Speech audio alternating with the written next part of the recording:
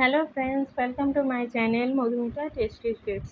আজকের রেসিপি সয়াবিনের কারি। আমরা এই রেসিপি ভাত এবং রুটি উভয়ের সাথেই পরিবেশন করতে পারি। তো চলুন আজ দেখে নেওয়া যাক আজকের রেসিপি।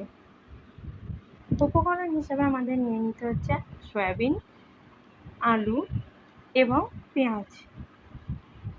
মশলা হিসাবে ব্যবহার করছে হলুদ গুঁড়ো, জিরে গুঁড়ো, লঙ্কা গুঁড়ো, ধনে গুঁড়ো। প্রথমে একটা পাত্রে জল নিয়ে নিতে হবে। জলটা ফুটে যাওয়ার পর তার মধ্যে ধীরে ধীরে সয়াবিনের পিসগুলো দিয়ে দেবো আমরা। জলটা এভাবে ফুটে উঠলে আমরা আলাদা একটা পাত্রে ঢেলে নেবো সয়াবিনটা ঠান্ডা হতে দেওয়ার জন্য। নিয়ে নিচ্ছি একটি কড়াই, তার মধ্যে পরিমাণ মতো সরিষার তেল।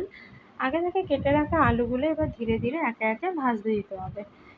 আমি সবকটি আলু কড়াইয়ে দিয়ে দিলাম। এরপর এর মধ্যে দেওয়া হবে সামান্য পরিমাণে হলুদ। তারপর একে একে নাড়াচাড়া করে আলুগুলিকে ভেজে নেওয়া হবে যতক্ষণ না আলু লাল লাল হচ্ছে।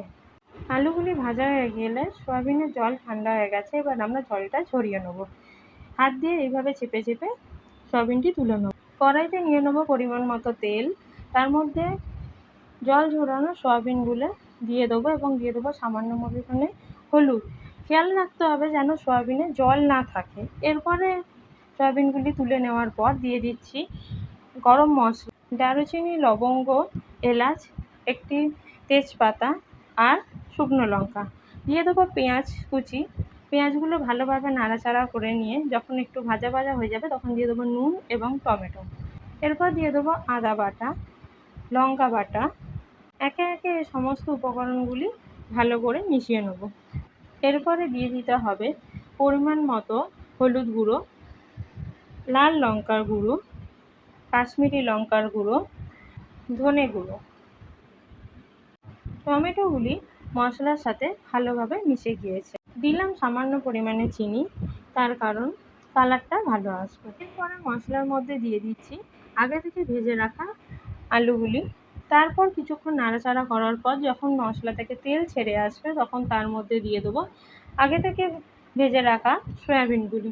আবার কিছুক্ষণ নাড়াচাড়া করে নেওয়ার পর 2-3 মিনিট মতো কষে নিতে হবে সব উপাদানগুলিকে একসাথে। কষে নেওয়ার পর এরপর আগে থেকে করে রাখা গরম জল অল্প অল্প করে দিয়ে আরও 1 থেকে 1.5 মিনিট কষিয়ে নিতে হবে।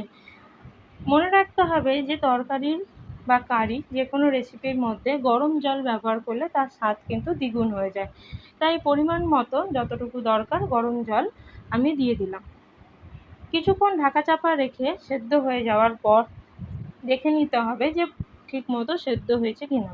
দিয়ে দিচ্ছি সামান্য পরিমাণে গরম মশলা এবং দেখে নিচ্ছি আলু সেদ্ধ হয়েছে কিনা। দেখুন আলুগুলি কিন্তু ভালোভাবে সেদ্ধ হয়ে গিয়েছে। এরপরে দিয়ে দিচ্ছি আমি সামান্য পরিমাণে ঘি। এরপর নাড়াচাড়া করবার কোনো দরকার নেই, ঢাকা চাপা রেখে পরিবেশন করুন ভাত এবং রুটির সাথে। রেসিপিটি ভালো লাগলে লাইক, শেয়ার, সাবস্ক্রাইব, কমেন্ট করতে ভুলবেন না।